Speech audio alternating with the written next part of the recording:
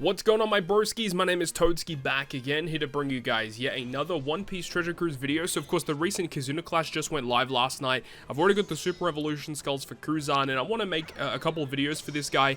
So of course we have the normal showcase, which we're doing here. I will make a separate video because I do want to test him out in Pirate Rumble. I actually do think he has some potential, and we'll talk more about it when I make that dedicated video. But today we're talking about Kuzan, and like, let's be real here. This guy sucks. He is absolutely terrible. I don't know what they were thinking with this guy's Super Evolution. So for those of you who don't remember what this guy's all about, this character's captain ability was similar to like V1 Rayleigh, where you get a ton of chain multiplier. That is the way that he works. You want to be stacking that chain as much as you possibly can. And while that is an interesting effect, characters that have had that type of ability have never been top tier characters in this game. Some people absolutely love them.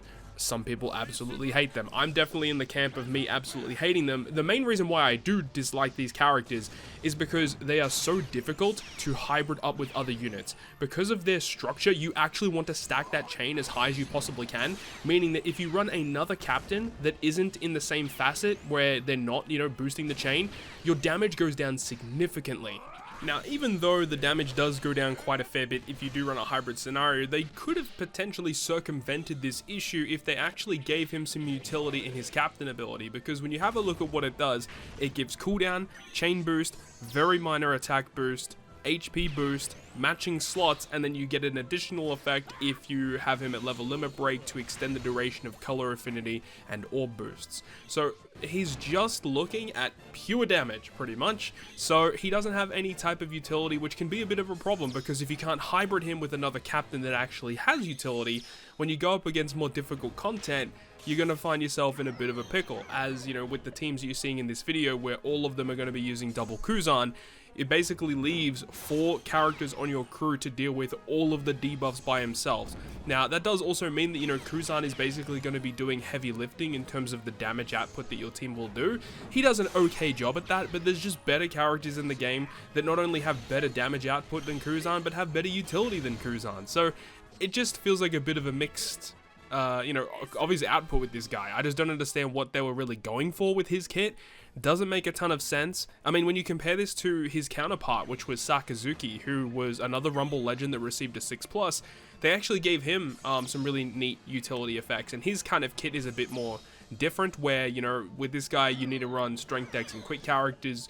Sakazuki was a little bit different, where you kind of wanted to run one of every color, so the overall design obviously is different, but just comparing the outputs of these two characters, I just don't ever see myself ever using Kuzan on a team, because even though the captain ability is bad, the special ability doesn't really make up for that either. His special ability, again, also being quite simplistic, it does give some cooldown reduction by 1 turn, it does remove 7 turns of chain coefficient reduction, so there is at least one piece of utility in his kit, but the issue is chain coefficient reduction is one of those debuffs on a lot of teams that you can just simply either ignore or get around it, bypass it via other effects like chain locking, chain boundaries, etc. So it doesn't really make a lot of sense to use him in other teams. He does give a 2.5 orb boost for 3 turns, a 2.25 times color affinity boost for 3 turns, so those buffs lasting for that much time is actually quite a good thing. Typically what they do with a lot of characters is they make them last for 2 turns, and then there's like some kind of condition that you can fulfill either in the captain or the special to make it last for 3 turns. This guy flat out just says, no, it's going to be for 3 turns no matter what. And if you do use him as a captain, it can be extended to 4 turns, and with double Kuzan it becomes 5 turns. So that kind of scenario is kind of interesting, where you can use the special on stage 3 and then carry his color affinity and orb boost through stage 3, stage 4, and stage 5. Of course, if the enemy removes your beneficial effects, then you have to find other ways to get those abilities back. He does have another effect in his kit where when you launch the special, if you land 3 perfects, he buffs the orb boost and color affinity by 0.3 in the following turn. So technically, if you use it on a stage 3, you can make the buffs be buffed on stage 4 and stage 5, becoming a 2.8 times orb boost and a 2.55 times color affinity boost. One other issue that I found via using Kuzan was the fact that he doesn't have any orb change, slot change mechanics.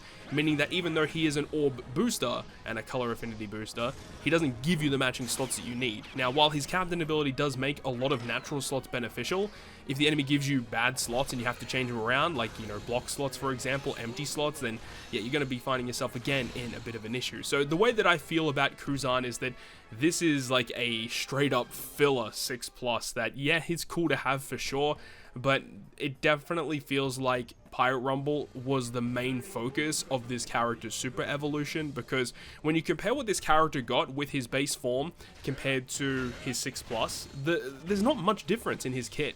But when you compare and contrast his 6-star and his 6-star plus in terms of Pirate Rumble mechanics, this character becomes vastly different. So I think that was their main goal here, but despite all of that, I just don't really care. I really wanted this guy to be good in normal content because his base form wasn't that good, and they didn't really fix his issues. So this guy's kind of dead on arrival, unfortunately, as sad as that is to say, and it's kind of pissing me off because a lot of super evolutions kind of get that treatment where they come out and they're just kind of not good.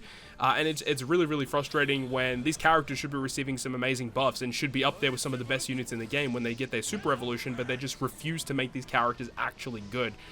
Maybe it's the fact that now basically every super evolution is technically a free character because you can get them from the Pirate Rumble season. I don't know if that's the reason why. It's just very, very strange. But anyways, let me know your thoughts and opinions about Kuzan down below in the comment section. I'm pretty sure most people in the community are going to have the same kind of ideology as to what I have in regards to what Kuzan is and the super evolution pandemic, I guess, in a way, because a lot of the super evolutions that we get are not that great. And, you know, we get the rare one every now and again. You know, I'm looking at, like, characters like Magellan last year, V3 Rayleigh. We get some crazy ones, right, that are literally top-tier units. And then we get other ones like Kuzan here, who unfortunately doesn't really receive much of a buff at all. But as I said, let me know your thoughts and opinions about it down below in the comment section. Hope you enjoyed the video. If you did, make sure to go ahead and leave a like. And if you want to stay up to date with all the content I post, including more One Piece Treasure Cruise content, make sure to hit the subscribe button down below. Other than that, guys, I'll see you guys within the next video.